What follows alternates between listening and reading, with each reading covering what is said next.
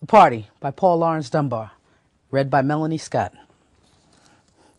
They had a great big party down at Tom's the other night. Was I there? You bet.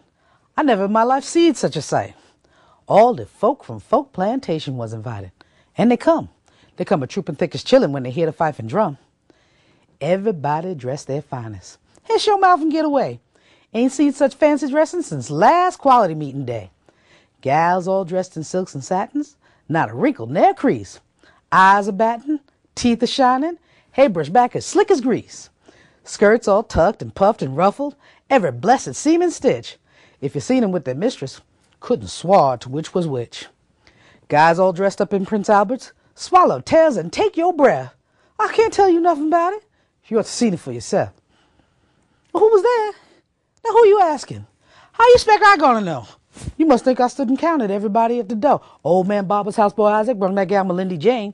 Haw hanging to his elbow. Him was strutting with a cane. My, but Harvey Jones was jealous. Seemed to stick him like a thorn. But he laughed with Vine and Carter, trying hard to not let on. But a person would have noticed from the direction of his look that he was watching every step that Ike and Lindy took. Ike, he grabbed a chair and asked her, "Won't you sit down?" with a smile. And she answered up a bowing, "Oh, I reckon 'tain't worthwhile." That was just for style, I reckon, 'cause she sat down just the same. And she stayed there till he fetched her for the giant some sort of game. Then I heard her saying proper, as she riz to go away, "Oh, you Riley must excuse me, for I hardly cares to play." But I sat in a minute with the others on the floor, and there wasn't any one of them playing on anymore. Coming down the floor, bowing and a swaying and a swinging, putting on her high-tone manner all the time that she was singing. "Oh, swing Johnny up and down, swing him all around. Oh, swing Johnny up and down, swing him all around. Oh, swing Johnny up and down, swing him all around. Fare thee well, my darling." Had to laugh at old man Johnson. He's a kosher now, you bet. Hitting 9 to 100, but he's spry and nimble yet. He lowed to a sort of giggle. "I ain't old, I let you see. 'Tain't no use in being feeble. Now you youngsters just watch me." Then he grabbed old Aunt Mariah, weighed 300 more or less, and he spun around the cabin swinging Johnny like the rest. Everybody laughed and hollered, "Go it! Swing, Uncle Jim!" And he swung it too, I reckon, like a youngster. Who but him? That was better than young Scott Thomas, trying to be so awful smart. You know when they get to singing and they come to that air party in some lady's new brick house in some lady's garden, if you don't let me out, I jump out so fatty with my darling. Then they's got to circle round you, and you's got to bust the line. Well, that darky got so anxious like to bust himself a trying. Kept on blundering around and fooling till he give it one great big jump. Broke the line and hit head foremost in the fireplace right plump. He had fire in him, mind you. Well, I thought my soul I'd bust. Tried my best to keep from laughing, but it seemed like die I must. You ought to seen that man scrambling in the ashes and the grime. Did it burn him? Such a question. Why, he didn't give it time. Though them ashes and them cinders ever which away, I guess, and you never did, I reckon, clap your eyes on such a mess. For he surely made a picture, and a funny one to boot, with his clothes all full of ashes and his face all full of soot. Well, it'd like to stop the party. And I reckon like as not, if in Tom's wife Mandy hadn't invited us to the spot, to invite us all to supper. Well, we scrambled to the table. And I'd like to tell you about it, what we had, but I ain't able. Mention just a few things, though I know I had an order, 'cause I know 'twill start your hankering and your mouth will mince to water.